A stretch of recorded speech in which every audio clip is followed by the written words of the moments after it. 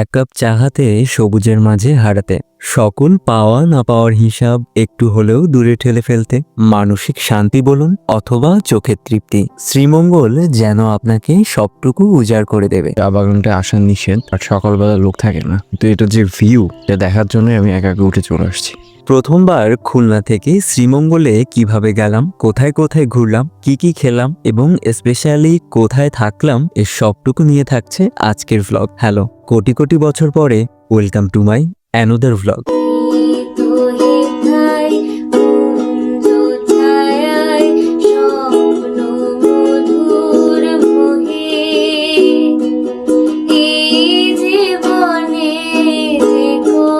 শ্রীমঙ্গলে আমাদের ছোট্ট একটা বাড়ি। এখানে ভোর হয় পাখিদের কলরবে, সন্ধ্যা নামে ঢিঙ্গি পোকার সুরে সুরে। ঘর থেকে বারান্দায় বের হলে টিলায় টিলায় সাজানো চা বাগান। অলস দুপুরে রোদ পোহাতে বসলে পাতার ফাঁক দিয়ে উকি দেবে সারি সারি নীল শাপলা। খুলনা সোনাডাঙ্গা থেকে ৬৫০ টাকা করে বাস ধরে আমরা গিয়েছিলাম ঢাকা, এবং কমলাপুর থেকে ২৭৫ টাকা করে রাতের উপবন এক্সপ্রেস ধরে আমরা গিয়েছিলাম শ্রীমঙ্গল। বলা যায় প্রায় একটা মাস ধরে কোথায় থাকবো এটা খুব করে খুঁজেছি। আমি পশ কোনো কিছুই চাইনি, চেয়েছিলাম শান্ত শিষ্ট নিরিবিলি একটা জায়গা, যেখানে গেলে একটু আধটু আপন আপন লাগে। তবে শ্রীমঙ্গল নেমে আমি ভোর রাতে উঠেছিলাম আগে থেকেই বুক করে রাখা একটা হোটেলে। আমাদের রিসোর্টের চেক ইন ছিল সকাল 11টায়, তাই পরদিন সকাল 8টায় হোটেল থেকে চেক আউট করে পানশি থেকে নাস্তা সেরে চৌমাথা থেকে মাহিন্দ্র করে আমরা রওনা হয়েছিলাম আমাদের প্রথম দিনের গন্তব্যের উদ্দেশ্যে। চা বাগানের পাশে দাঁড়িয়ে চা খাওয়ার অনুভূতি আলাদা। এটা শ্রীমঙ্গল ট্যুরে না গেলে আমি কখনোই বুঝতাম না। নূরজাহান টি এস্টেট যাওয়ার পথে লাওয়া ছড়ার শুরুতে আমরা দাঁড়িয়েছিলাম হাতের বাম সাইডে চাচার চায়ের দোকানে। চাচার চায়ের দোকান থেকে চা অর্ডার করে আপনারা চলে যেতে পারেন একদম পাশের এই চা বাগানটায়। এখানে ঢোকার অনুমতি না থাকলেও সামনে দাঁড়িয়ে আপনারা বেশ ভালো ছবি বা ভিডিও নিতে পারবেন। চা খাওয়া শেষ করে পাহাড়ি পথ ধরে আমরা চলে গিয়েছিলাম নূরজাহান টি এস্টেট। পাহাড়ের টিলাগুলো যেন সবুজের চাদর মুড়ি দিয়েছে।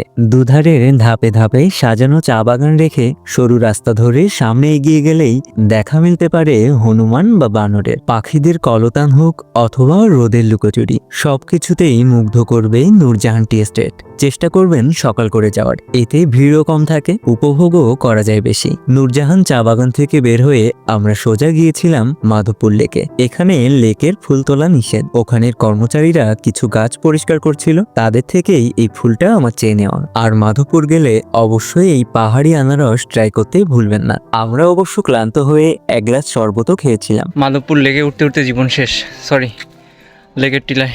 যেহেতু আমরা শ্রীমঙ্গলে আরো একদিন থাকবো, তাই আর ঘোরাঘুরি না করে কমলগঞ্জ থেকে সোজা চলে গিয়েছিলাম রাধানগর আমাদের রিসর্টে। পৌঁছেই আমি মুগ্ধ, পা ফেলতেই ফুটে আছে নাম না জানা ফুল।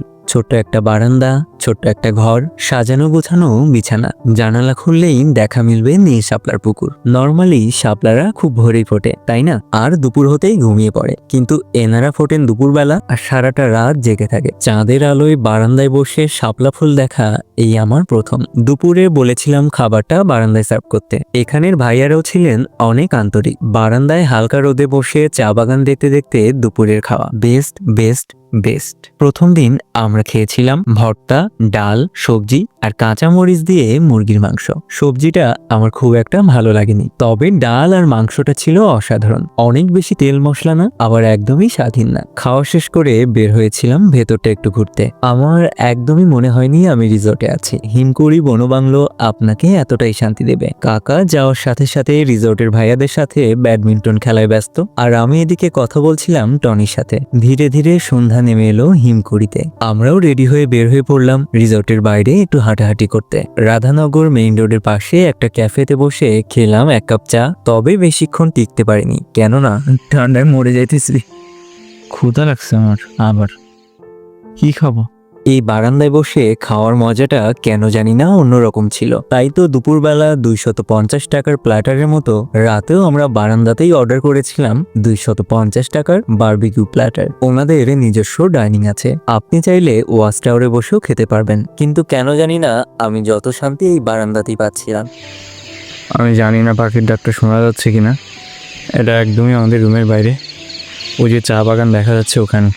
এখানে মাঝরাতে ওভারথিঙ্ক হয় না, ফোন হাতে নিয়ে রাত জেগে চ্যাট করতেও ইচ্ছে করে না, শুধু চুপচাপ বসে থাকতে ইচ্ছা করে, অপলক তাকিয়ে থাকতে ইচ্ছা করে, শুনতে ইচ্ছা করে, অনুভব করতে ইচ্ছা করে। পরদিন ভোর 6টায় অ্যালার্ম দিয়ে ঘুম থেকে উঠে আমি চলে গিয়েছিলাম আমাদের বারান্দা থেকে দেখা যায় সেই চা বাগানটার মধ্যে। রিসোর্ট থেকে উঠে সকালবেলা একা একা চলে আসছি। এই চা বাগানটায় আসা নিষেধ, আর সকালবেলা লোক থাকে না, কিন্তু এটা যে ভিউ এটা দেখার জন্য আমি একা একা উঠে চলে আসছি। ক্যামেরায় আমি বুঝাইতেই পারবো না, বাট শীতের সকালের অলসতাকে ছুঁড়ে ফেলে ঘর থেকে না বের হলে রিসোর্ট থেকে মাত্র 2-3 মিনিটের দূরত্বের এই ভিউটা আমার মিস হয়ে যেত।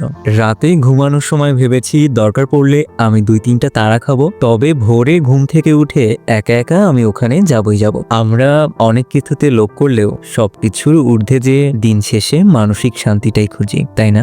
মানসিক শান্তি একাকিত্বে আছে, মানসিক শান্তি সঙ্গীর সঙ্গতেও আছে, মানসিক শান্তি প্রকৃতিতে আছে, মানসিক শান্তি বদ্ধ ঘরেও আছে। প্রয়োজন নয় আমার যেভাবে মিলেছে ঠিক একইভাবে আপনারও মিলবে, তবে এটা অবশ্যই প্রয়োজন নিজের প্রয়োজনটাকে প্রথমে বোঝা এবং পাশাপাশি বোঝা কার আমাকে সবসময় প্রয়োজন, কার আমাকে প্রয়োজন হলে প্রয়োজন। কি বলুন তো, জীবনে ব্যালেন্স না করে চলতে পারলে মানসিক শান্তি শরবত করে খাওয়ালেও কাজ হবে না। হ্যালো, কথায় কথায় আপনার কত সময় নষ্ট হলো। আজকে বরং শ্রীমঙ্গলের বাকি গল্প পরের ভ্লগের জন্য রয়ে গেল। ভালো থাকতে ভুলবেন না, দেখা হচ্ছে পরবর্তী ভ্লগে। তাহলে এখানেই টাটা।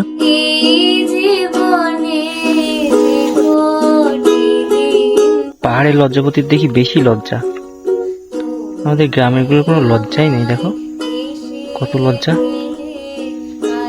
Good girl.